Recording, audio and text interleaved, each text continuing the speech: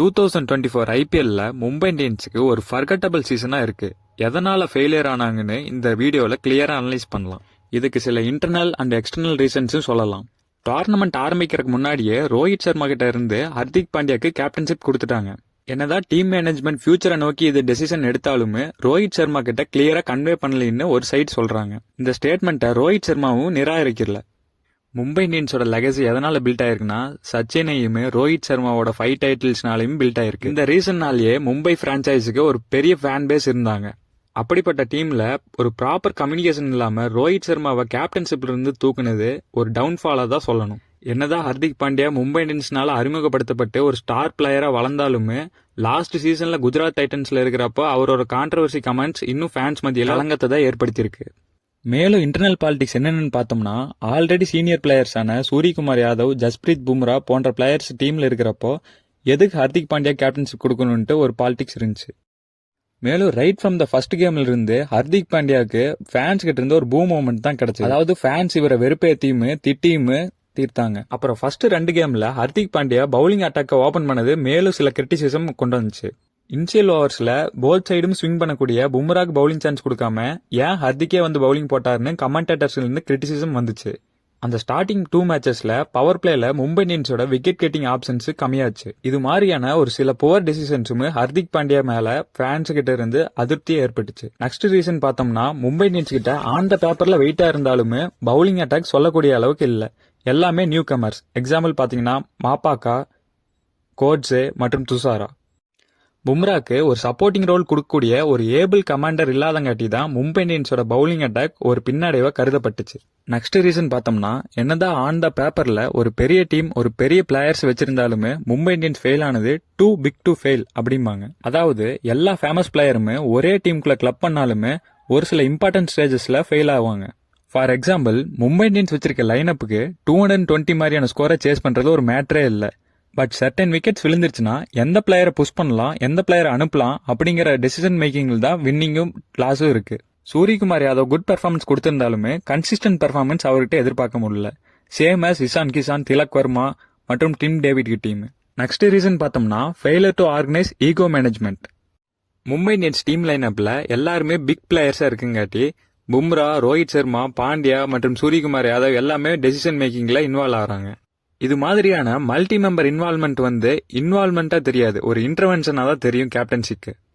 For example Rohit சர்மாவை Hardik Pandya boundary line ஃபீல்டுக்கு sent பண்ணதை சொல்லலாம். அது என்னதான் நார்மல் டெசிஷனா இருந்தாலுமே ஃபேன்ஸ் மத்தியில ஒரு அதிருப்தி தான் ஏற்படுத்துச்சு. இதையே நாம டூ பிக் டு ஃபெயில் சொல்றோம். அதாவது நிறைய பெரிய பிளேயர்ஸ் இருந்தா ஒரு டீம் சக்சஸ் ஆக வாய்ப்பு இல்லை. இதை தவிர என்னோட பாயிண்ட் ஆஃப் வியூல வேற என்னென்ன ரீசன்ஸ்னால மும்பை இந்தியன்ஸ் ஃபெயில் ஆகுன்னு பார்ப்போம். மும்பை இந்தியன்ஸ் டவுன்ஃபாலுக்கு ஒரு பெரிய ரீசனா இருக்கிறது இஷான் கிஷானோட பிரைஸ் ரேட். ஃபுல் ஃபிளெஜ்டா இஷான் கிஷானுக்கு 15 crores வரைக்கும் மும்பை இந்தியன்ஸ் போனாங்க. ஆனா அதோட அவுட்புட்டை வந்து இஷான் கிஷான் 3 சீசனாவும் கொடுக்கலன்னு தான். ஒரு டீமோட சக்சஸ் வந்து ஓப்பனிங் பார்ட்னர்ஷிப் பில்ட் ஆகிறது தான் இருக்கு. அதை வந்து இஷான் கிஷானும் ரோஹித் சர்மாவும் கொடுக்க தவறிக்கிறாங்க தான் சொல்லணும். இஷான் கிஷானோட ஆவரேஜும் ஸ்ட்ரைக் ரேட்டும் பாத்தீங்கன்னா பிலோ பார் தான் இருக்குது. அதாவது ஆவரேஜ் 30 கீழே தான் இருக்குது இந்த சீசன்லயும். பாக்கி டைனமைட் சொல்லக்கூடிய இஷான் கிஷான் ஒரு 6 ஹிட்டிங் கேப்பபிலிட்டினால தான் மும்பை இந்தியன்ஸ் ரீடைன் பண்ணாங்க. பட் அவரோட 6 ஹிட்டிங் கேப்பபிலிட்டியுமே சீசனுக்கு சீசன் குறைஞ்சிட்டே தான் வரதை பார்ப்போம். நெக்ஸ்ட் மிஸ்டேக்குமே மும்பை இந்தியன்ஸ் 2022 ஐபிஎல் ஆக்ஷன்ல தான் பண்ணாங்க.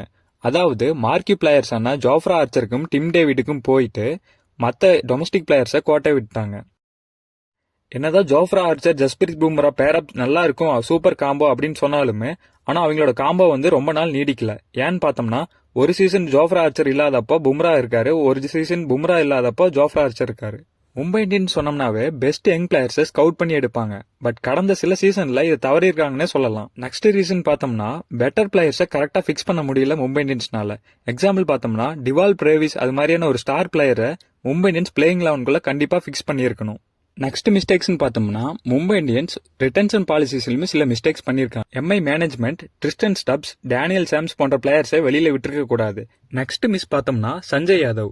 அதாவது குர்னல் பாண்டியாக்கு ஒரு பெட்டர் ரீப்ளேஸ்மெண்ட் பிளேயரா இருந்த சஞ்சய் யாதவ் வந்து மும்பை இந்தியன்ஸ் ஒரு ரீசனபிள் பெர்ஃபார்மன்ஸ் கொடுத்தவரை வெளியில விட்டுட்டாங்க. இது மாதிரியான ரீசன்ஸ் தான் வந்து பெட்டர் டீமை பில்ட் பண்ண முடியாம மும்பை இந்தியன்ஸ் தவிச்சிட்டு இருந்தாங்க.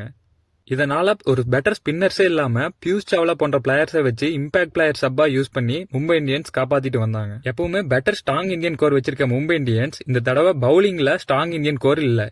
ஆகாஷ் மத்வால் போன்ற பிளேயர்ஸ் இருந்தாலுமே அவரை வந்து இனிஷியல் ஸ்டேஜஸ்ல விடாம மிட் சீசன்ல இருந்தா பிளேயிங் 11க்குள்ள ஆகாஷ் மத்வாலுக்கு சான்ஸ் கொடுத்தாங்க. எப்பவுமே ஹோம் கிரவுண்டான வான்கடேல பெட்டர் பெர்ஃபார்மன்ஸ் கொடுக்கக்கூடிய மும்பை இந்தியன்ஸ் இந்த தடவை அதை கொடுக்க தவறிட்டாங்கன்னு தான் சொல்லணும். இது மாதிரியான சில ரீசன்ஸ்னால தான் எம்ஐ வந்து இந்த சீசன்ல பிளே ஆஃப்க்கு போக முடியாம பாயிண்ட்ஸ் டேபிள்ல லாஸ்ட் பிளேஸ பிடிச்சாங்க. மேலும் ரோஹித் சர்மா இந்த சீசனோட எம்ஐ விட்டு விலகிறதா ரூமர்ஸ் கிளம்பிட்டு இருக்குது. இது உண்மையா இருந்துச்சுன்னா மும்பை இந்தியன்ஸ் நெக்ஸ்ட் சீசன்ல ஒரு பெட்டர் டீமா பில்ட் பண்ண வாய்ப்பு இருக்கு. மேலும் லாஸ்ட் சீசன்ல இருந்து பிளேயர்ஸ் ட்ரேடும் ட்ரெண்ட் ஆயிட்டு இருக்கறனால சூரியகுமார் யாதவ், ஜஸ்பிரீத் பும்ரா போன்ற மார்க்யூ பிளேயர்ஸ் ஒரு முக்கியமான பொசிஷன் எம்ஐ டீம்ல கொடுக்கலனா மத்த டீமுக்கு ட்ரேட் ஆஃப் ஆகி போலான்னு வாய்ப்பு இருக்கு. இதையெல்லாம் டேக்கிள் பண்ணி எப்படி எம்ஐ பிரான்சைஸ் மேனேஜ்மெண்ட் நெக்ஸ்ட் சீசன்ல முக்கியமான பிளேயர்ஸை கிளப்பிங் பண்ண போறாங்கன்னு நெக்ஸ்ட் சீசன் ஆக்ஷன் வந்து பிக் ஆக்ஷனா இல்ல ஸ்மால் ஆக்ஷனான்னு பொறுத்து தான் இருக்கு. அதாவது மெகா ஆக்ஷனா இல்ல மினி ஆக்ஷனா. மெகா ஆக்ஷன்னா மேக்ஸிமம் 4 to 5 பிளேயர்ஸ் ரீடைன் பண்ணலாம்.